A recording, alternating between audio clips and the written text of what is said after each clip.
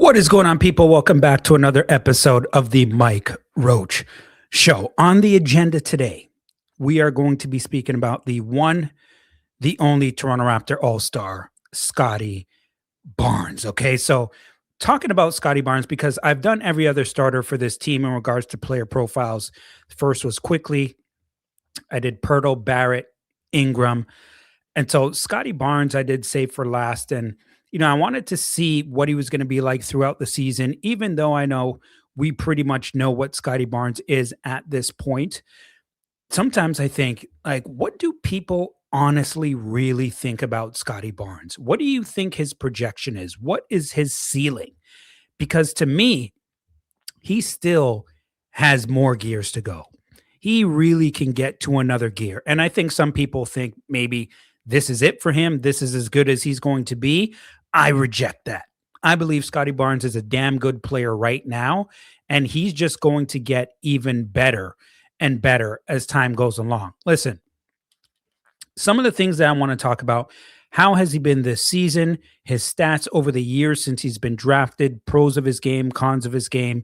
If there is anything to change, maybe changes that the staff, Bobby Webster, Darko has to make, anything like that. We're going to go and touch over a bunch of those different things here. And if you haven't already done so, make sure you drop a like, subscribe to the show to get more content just like this. So the first thing I want to talk about and start is, how has he been for us this season? Scotty's been really good, right? Like there's absolutely no denying that. Obviously, we know that he was on the All-Star team.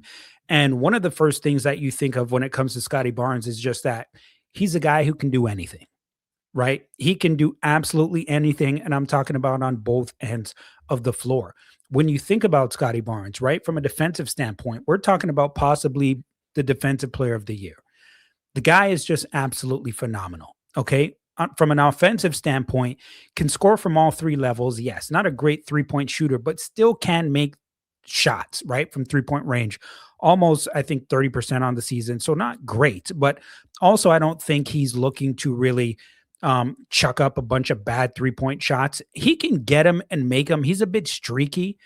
If he's going to shoot it from 3-point range, I don't think he's automatically just going to start shooting up bricks. He can make 3-point shots. I don't want to see him live from there just because he's so powerful, right? And he can do his damn thing from mid-range and get into the basket as well.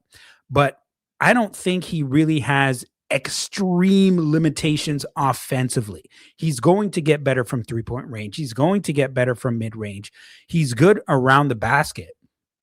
So Scottie, from an offensive standpoint, he doesn't really scare me in any way, shape, or form or fashion. And not just offensively in regards to him putting the ball in the basket, but what he does with his facilitating, how he can find guys in transition, find them in the half court, make sure he can set them up in positions to score. He can lead them to certain places. Scottie can do really good work for you on the offensive end. And from a defensive standpoint, we already know what he can do defensively. We're talking about possibly the defensive player of the year right now. So obviously you have guys like Wemby, who's an absolute animal. Don't get me wrong. I'm not saying that Scottie is the clear-cut choice for defensive player in the year, but damn it, he's in the conversation. And he's got to be probably in the top 3. Okay, so let's not just close our eyes to that. He's doing big time performances on the defensive end as well. But overall, Scottie, how has he been this year? He's on brand, right? He's on brand to what Scottie typically does. I mean, there is nothing he can't do, like I mentioned, on both ends. And one thing I like about Scottie as well, because sometimes I got to ask myself, who the hell is the leader of this team?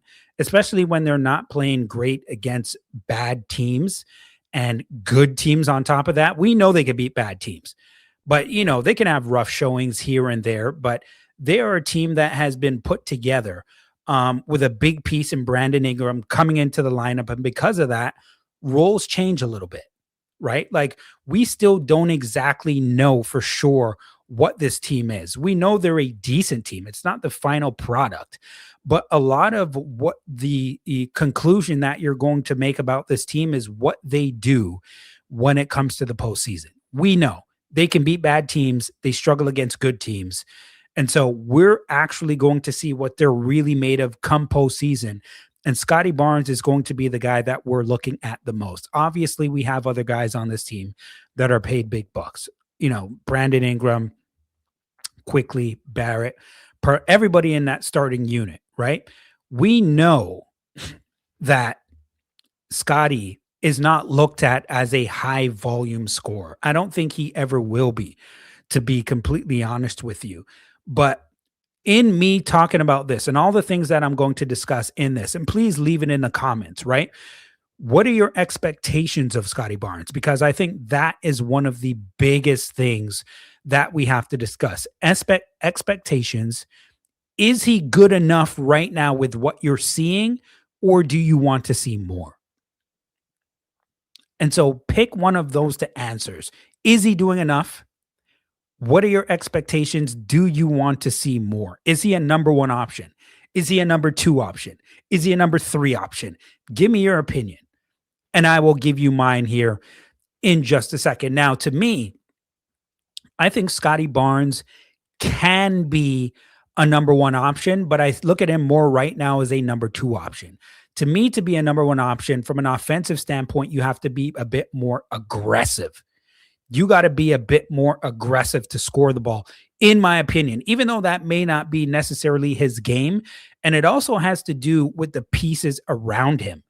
It has to do with the pieces around him. I personally would want to see that now, because I would rather have the ball in his hands than to some of the other guys that you have around him.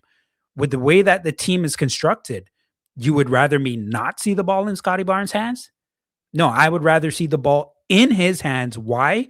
Because I believe he's capable of doing freaking damage. That's why I believe in one Scottie Barnes. I believe in him. And so, with that being said, I expect big things from him. If I didn't expect big things from Scottie, I wouldn't have high expectation for him. Since when do you have a guy as capable as him, in my opinion, and have low expectation from him and expect him to do big things with low expectation? I don't think that's fair to him. I don't think so at all. And so when you look at some of his numbers since he has been in the league, okay? And to be completely honest with you, when you look at a guy like Scottie, you can't even go really based just off of numbers. I'm talking about it for the sake of talking about it, just so that we see the progression over the years from a statistical standpoint. But even coming into the league, he played 74 games and 35 minutes a game at that point, scoring 15 points a game on almost 50% shooting, 30% from three-point range, which is around typical. He averages around that in his career. 7.5 rebounds in his first season, 3.5 assists in his first season. He's been a good overall player since the day he stepped into the league. Like this isn't new. What Scottie Barnes is doing. 77 games played in his second season at 15.3 points per game once again, and 13 field goal attempts, shooting 28% from three-point range in his second year, averaging 6.6 rebounds. And 6.6 rebounds is the lowest amount of rebounds he's ever averaged is in his career. 4.8 assists, in his second season. And just overall, it's been pretty much steady growth from there. Third season, played 60 games, averaged almost 20 points a game, 19.9 to be exact, in 35 minutes again. 47.5% from the field. One thing that's good about Scottie, you never see him show a low percentage. Like 44.6% from the field is the lowest that he has shot. And that was last season when they were pretty much just tanking, to be completely honest with you. But overall, Scottie doesn't shoot horrible from the field. He's shooting a career high 50% from the field this season on 18.5 points per game in 34 minutes. So his minutes are around the same.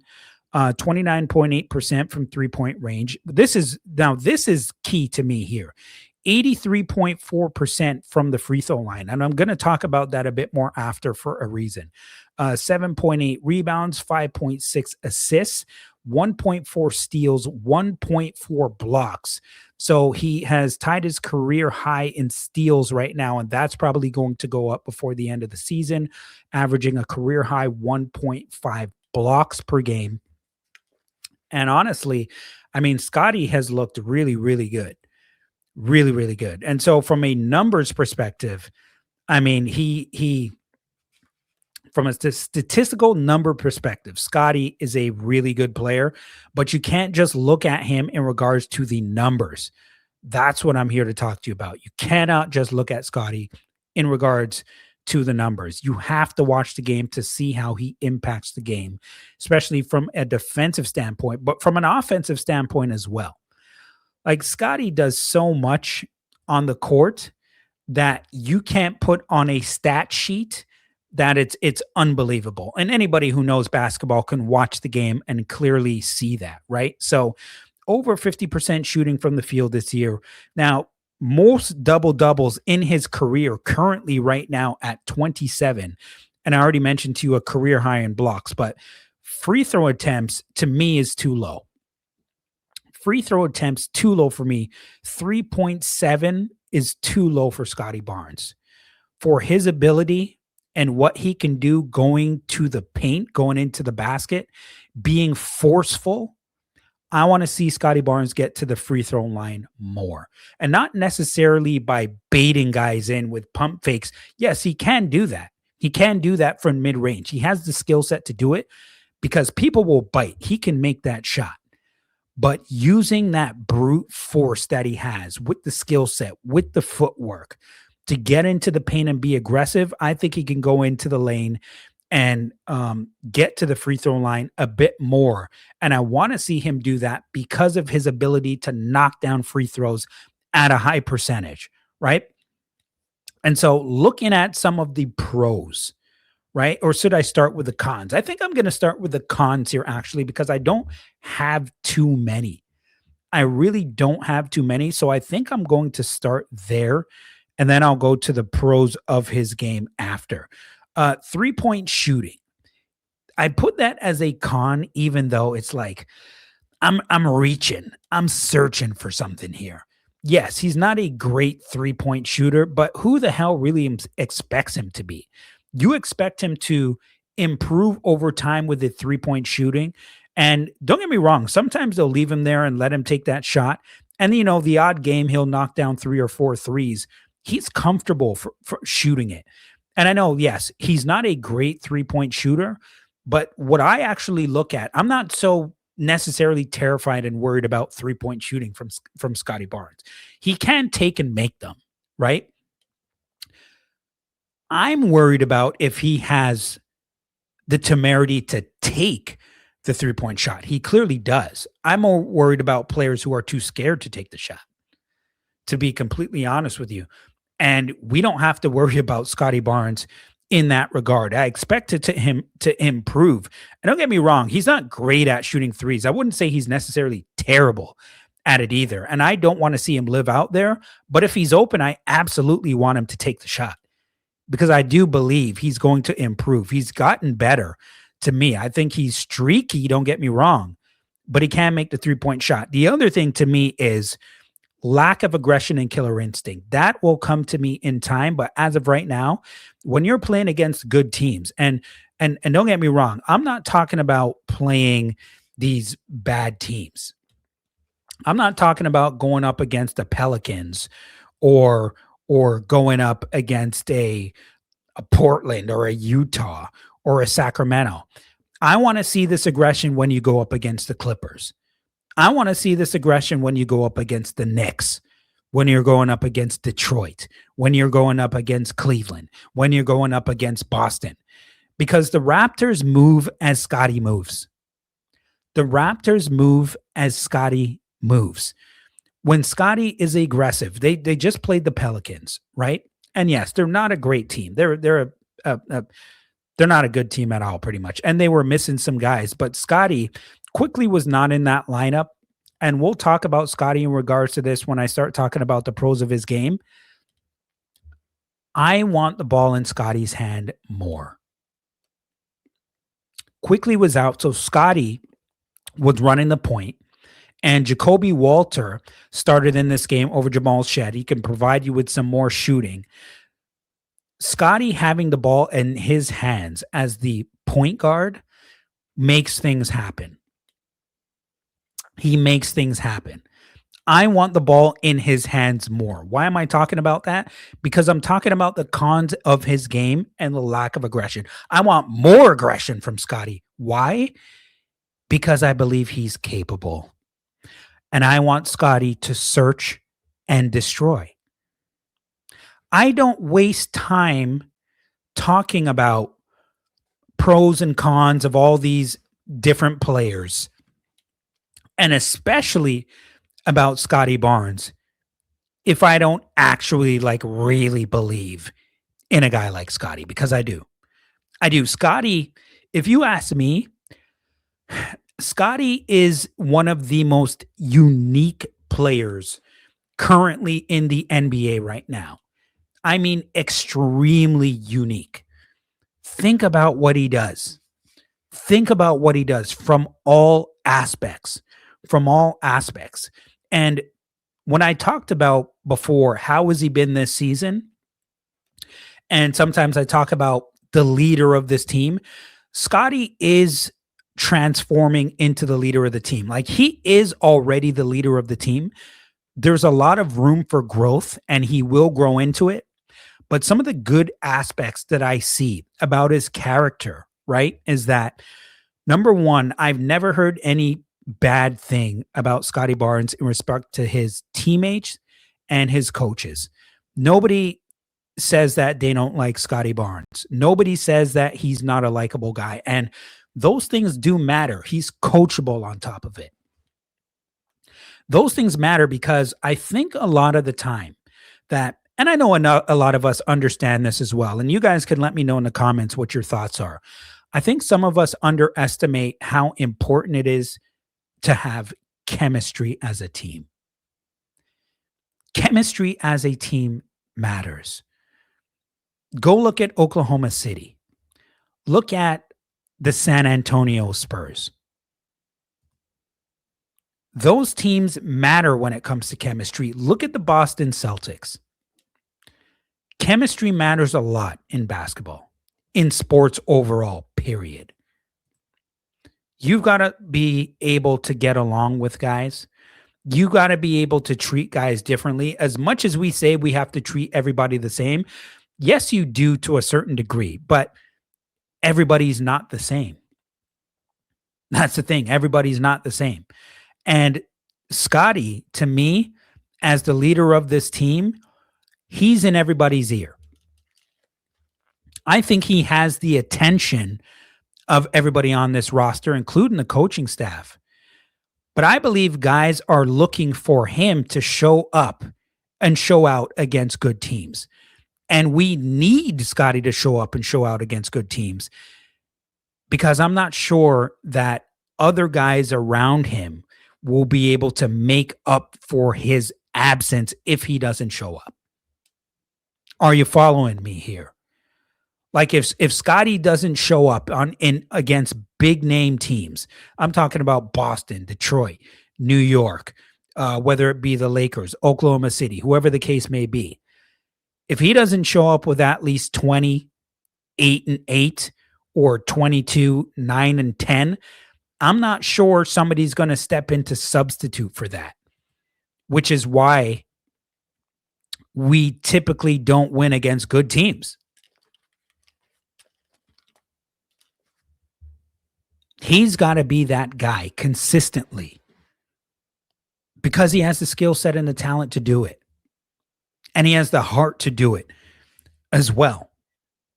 And so 3-point shooting, bit of a reach, lack of aggression, and killer instinct. And the thing about that is, to me, people would say, well, why does lack of aggression and stuff? I don't know if it bothers you as much as it bothers me. And it only bothers me because when I see or what I know about the game, at least Scottie Barnes taking that mid-range shot and going to the basket. You know why it bothers me to not see him do it more? It bothers me because I know when he does it, they're not going to be able to stop him. Seriously. That's the only reason why it really bothers me. I don't think they're going to be able to stop him when he does it. And at some point to me, Scottie Barnes at some point to me is going to get angry. I don't know when that's going to be. But I'm telling you, there's going to be a point where Scottie Barnes gets angry. I don't know what it's going to take. I don't know when it's going to happen, even though I believe it's going to happen soon. And by soon, I mean before the end of the season. And something's going to change. And when he gets angry and gets pissed off, that's when I believe teams around the NBA are really going to have to watch out. I believe that. I really do. And with that being said, I want to get to the pros of his game. He can defend clearly. He can clearly defend. And I'm talking about one-on-one defense. Moving his puppies, moving his feet, not reaching, staying disciplined. And that's what I love is what he's a disciplined defender. He's a disciplined defender, moving his feet, not always reaching with his hands. He's aggressive. Okay. Help defender, good help defender. Gets into the passing lanes as well. He uses that vision. He sees as a help defender, he's got to look this way. He's got to look this way. He's got to know when to step up, drop back. He's able to do that. Gets into the passing lanes, long arms, won't let guys beat him, go back door on him a whole bunch of times. That won't happen consistently. He can block shots. He can get up and get up quickly. That double jump that he has to block a shot, come back, go up, block a shot again, come back, block a shot. He can do that. He's one of the few players in the league that can actually really do that consistently. And he's an intimidator. He intimidates you. You know, like when he's standing in the lane and another guy may look to beat one of his defenders, whoever it is on defense, but they see him standing in there, they think twice. They think twice because they drive into him and say, do I really want this smoke? You got to try to pull him out to the perimeter because you don't want to see him when he's in there. And as for anyone, that's for bigs, that's for guards. It doesn't matter. He's a lane intimidator when he's in there because he will try to block your shot. He will try to block it, alter it, anything. He's going to throw you off, right? It's not necessarily just about blocking the shot. When somebody is coming in, driving at him, or somebody's coming from a distance from the weak side, whatever, and he's going to help, he's trying to throw you off, right? You want a lower percentage field goal attempt so that you can get the ball, go back into transition, do whatever you have to do. But he's trying to make sure that you ain't getting easy baskets. And that is one thing he really does well as a defender. He does it all. He does it all from a defensive standpoint. Now, from an offensive standpoint, his passing ability, we're talking about a natural passer. That is him. He is a pass first player. We all know that. We just saw a great sample with him against the Pelicans as being the point guard in this game, but it's not like you have to lean on that. We know what he does as a point forward. We've talked about this very often. From a passing perspective, he's excellent. He's excellent. He pushes the tempo, always pushes the tempo. He doesn't let the ball stick while guys are using their effort to get out and run.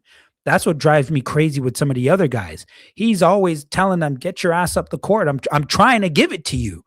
I'm trying to give you the ball, but you got to go. And he gives it up. He gives it up, and he's never hesitant about it. He never looks you off, which is what I love about Scottie. And honestly, I want to see him in that position as the point guard a bit more often. I really do. I really want to see him playing the point guard more often. Even if quickly he's on the floor, put him off the ball. Put him off the ball, man, because he can pass over the defense. And one thing about him is, yes, you'll see him turn over the ball a little bit more, obviously, when the ball is in his hands, which is to be expected. But he's not afraid to make certain passes, which you can look at as a good or bad thing. I look at it more as a good thing because he's an accurate passer and he can pass over that defense and he can do it in a half court as well. And he can point guys into spots, right? He can tell them to get in. He can run the offense. He knows what he's doing, right? And he's certainly unselfish. One thing about you, I mean, you could say whatever you want to say about Scottie Barnes. The one thing that you could say is there are players in this league who like to pass the ball, but Scottie, I mean, my God, is that man unselfish? You can never, and I mean never, accuse Scottie Barnes of being a selfish player. You cannot at any time. He has never been a selfish player, ever. And so please give credit where it is due. Rebounder. He can crash the glass hard. Always has. He does now, and he will continue to. He's just an all-around player who can get things done. All-around player who can get things done. Coachable as well. And Scottie Barnes, I mentioned to you, he's averaging this season 7.8 rebounds a game, 7.7 last season, 8.2 before that, 7.5 as his rookie year, 6.6 in his second year. 6.6 rebounds is the least that he has averaged in his career. In his career. And so, what is there left to say about the pros of his game? Scoring. Scoring. He does that easily, by the way. He does it easily. And he can do it more. He can do it more. A part of that is putting him in position to be successful if you're Darko. You got to put shooters around him. People around him have to be able to make shots. And that is why you saw Jacoby Walter get the start. And you're going to see that more often now. You need him because Jamal Shed, he's having a really tough time shooting the ball right now. He's having a really tough time. He had, earlier in the season, he's had some good stretches of making threes, but he's lost a bit of that confidence. And when you lose some of that confidence, sometimes it's tough to get it back. You need to be able to get into a rhythm. We've seen it with Grady Dick. He's completely fallen out of the rotation. And now Jamal Shed, he's doing a good job from a defensive standpoint, and he's doing a good job as a facilitator. But you also need him to make shots, right? Like, you can't just be out there as a non-threat at the point guard position shooting at three. You don't want that. That is bad news. You got to be able to stretch the floor a little bit. And so surrounding him with a guy like Jacoby Walter out there on the floor who can also play defense. We know that. But having Jacoby out there, Ingram out there, Barrett out there, Pirtle, it was a pretty good lineup. I think Darko took a little bit too long to make that adjustment, but I'm happy that he made it overall. But putting shooters around Scottie will help Scottie, and it's going to open up the floor because it's going to keep the defense honest. If Scottie has that ball and he's in the high post, right, they're going to throw the double team. We've already seen multiple teams throw that double team at Scottie Barnes, Brandon Ingram, whatever. But they're going to be more hesitant to do that if Brandon Ingram's making shots, RJ's making shots, Walter's making shots, whoever's out there, Mamu, whoever the hell is out there. Scottie, to me now, when he has that ball and he's in that high post position, he's on the block, he faces up, turns around, and he wants to go one-on-one or whatever. You're not going to be able to stop him. You're not going to be able to stop. He does it now. I just want to see him do it at a higher rate. But like I mentioned, if guys around him are not making shots, the defense is going to be able to close in on him. The defense is going to be able to close in on him. And so it's going to make it tougher. Guys around him got to be able to make shots. It's just the reality of the situation, right?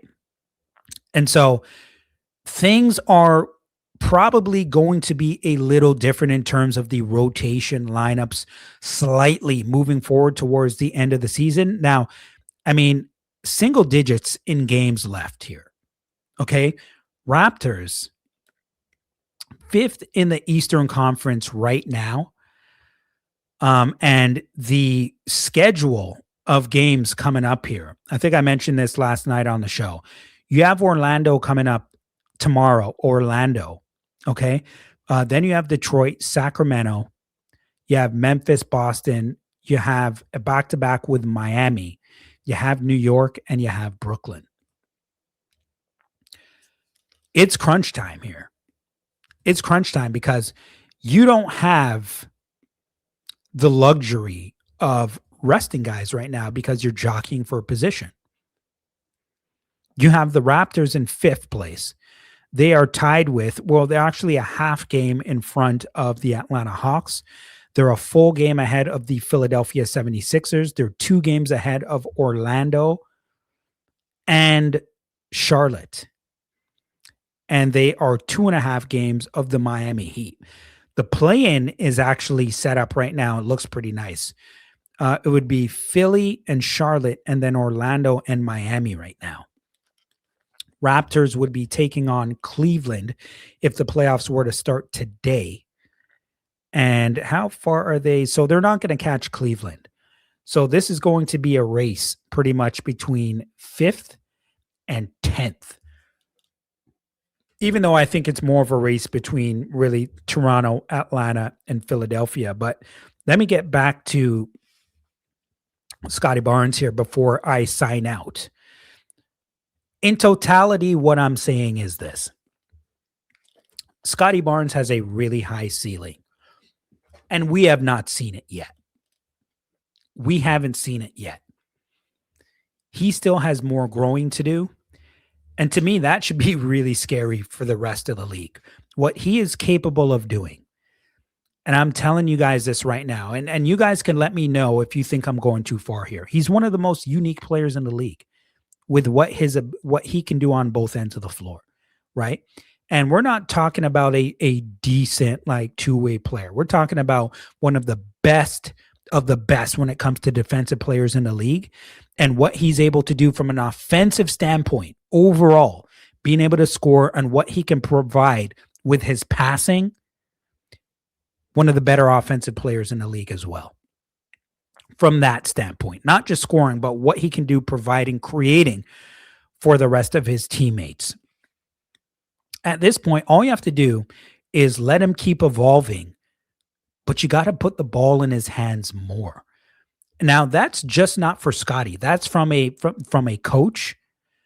That is on Darko Rajakovic from a coaching perspective, and the players from Bobby Webster's standpoint, the players that they put around him, right? Like, I am very excited for the Raptors for the playoffs this year, not for them to reach the playoffs.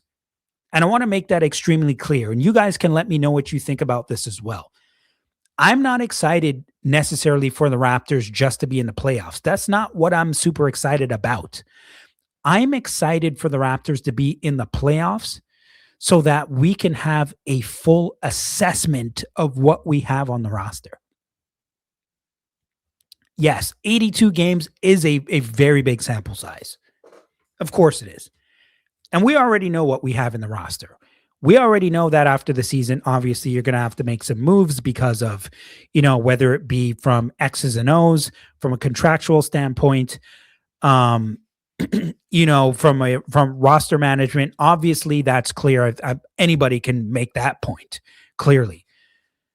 But to me, when it comes to playoff basketball, that is always the best way to assess what you have.